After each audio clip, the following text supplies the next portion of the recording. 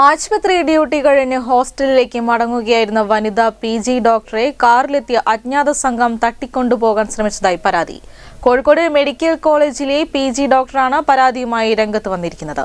കഴിഞ്ഞ ദിവസം രാത്രിയോടെ അത്യാഹിത വിഭാഗത്തിലെ ഡ്യൂട്ടി കഴിഞ്ഞ് ഹോസ്റ്റലിലേക്ക് പോകുന്ന വഴിയിൽ ക്യാമ്പസിനകത്ത് വെച്ചാണ് സംഭവം നടന്നതെന്ന് വിദ്യാർത്ഥിനി പറയുന്നു.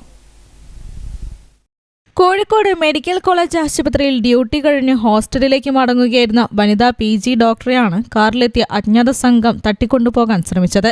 കാറിൽ പിന്നാലെ എത്തിയവർ കയറാൻ ആവശ്യപ്പെടുകയും നിരസിച്ചപ്പോൾ പിന്തുടരുകയും ചെയ്തെന്ന് പരാതിയിൽ പറയുന്നു.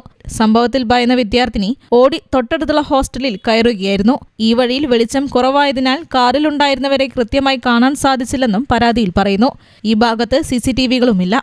സാധാരണയായി ഹോസ്റ്റലിലേക്ക് പോകുന്ന കുട്ടികൾ മാത്രമാണ് രാത്രിയിൽ ഈ വഴി ഉപയോഗിക്കുക എന്നതിനാൽ അധിക സമയം വിജനമായിരിക്കും. രാത്രി ഏറെ വൈകിയ സമയത്ത് ഇതുവഴി എങ്ങനെ കാർ എത്തിയെന്നും ക്യാമ്പസിനകത്ത് എങ്ങനെ പ്രവേശിച്ചുവെന്നും അന്വേഷിക്കണമെന്ന് ആവശ്യപ്പെട്ട് മെഡിക്കൽ പോസ്റ്റ് ഗ്രാജുവേറ്റ് അസോസിയേഷന്റെ നേതൃത്വത്തിൽ പ്രിൻസിപ്പലിന് പരാതി നൽകിയിട്ടുണ്ട്. വിദ്യാർത്ഥിനിക്ക് നേരെയുണ്ടായ അതിക്രമം സംബന്ധിച്ച് college vice principal medical college പോലീസിൽ പരാതിയും നൽകി. News bureau, Kozhikode.